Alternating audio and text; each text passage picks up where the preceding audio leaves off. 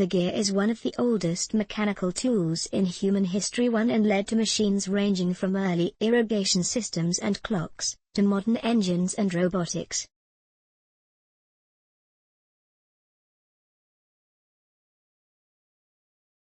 For the first time, researchers at the University of Pittsburgh Swanson School of Engineering have utilized a catalytic reaction that causes a two-dimensional, chemically coated sheet to spontaneously morph into a three-dimensional gear that performs sustained work.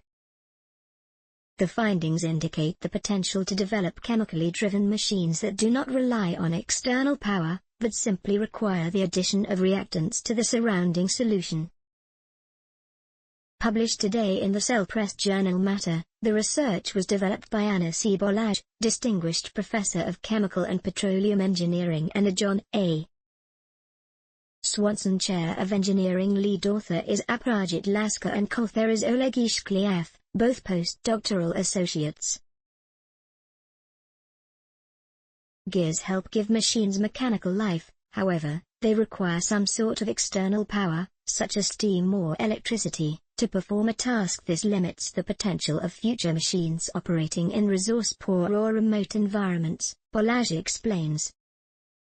Abhrajit's computational modeling has shown that chemomechanical transduction, conversion of chemical energy into motion, at active sheets presents a novel way to replicate the behavior of gears in environments without access to traditional power sources.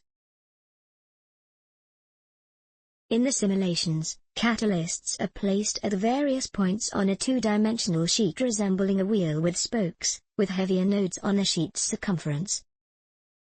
The flexible sheet, approximately a millimeter in length, is then placed in a fluid-filled microchamber. A reactant is added to the chamber that activates the catalysts on the flat wheel, thereby causing the fluid to spontaneously flow.